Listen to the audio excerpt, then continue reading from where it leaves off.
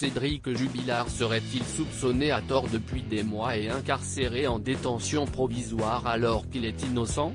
Selon l'un de ses avocats, me Jean-Baptiste Allary, l'époux de Delphine Jubilard, disparu dans la nuit du 15 au 16 décembre 2020, est accusé de meurtre alors que d'autres pistes suspectes mériteraient d'être approfondies. L'une d'entre elles serait la thèse d'un accident de voiture avec survenu à Cagnac-les-Mines, lieu où vivait l'infirmière de 33 ans. En cause, une 308 GTI noire qui passe à une telle vitesse devant la pharmacie qu'on n'arrive pas à identifier son immatriculation.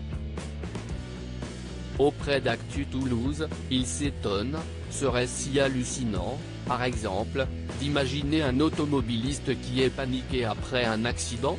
Quelqu'un qui aurait roulé trop vite, l'aurait percuté et tué, avant de la faire disparaître, et de passer devant la pharmacie? Autre piste, celle de la mauvaise rencontre et de rôdeurs qui auraient enlevé et tué Delphine. Il s'appuie notamment sur les témoignages d'hommes qui, à 30 minutes d'écart ont vu une voiture avec les phares et le plafonnier allumés, dans un chemin de terre, en pleine forêt. L'un d'entre eux aurait également vu un homme sortir de la forêt, partir précipitamment et monter dans une voiture. Là encore, on n'a rien cherché, déplore-t-il. Dernière piste non négligeable, un homme habitant à Albi avait récemment avoué le meurtre de Delphine à sa compagne. Celui-ci aurait écrit des textos à sa femme le 25 décembre 2020, soit un peu moins de 10 jours après la disparition de Delphine, où il indiquait « J'ai bien tué Delphine. Elle ne voulait pas quitter son mari et ses enfants. Je l'ai frappée et enterrée dans le travers.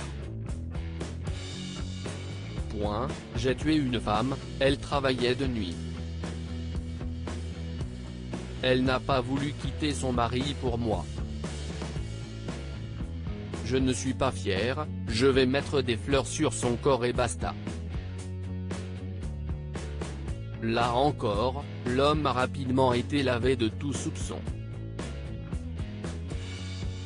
Actuellement incarcéré provisoirement à la maison d'arrêt de Cesse, et mis en examen pour meurtre sur conjoint, le plaquiste de 33 ans ne cesse de clamer son innocence.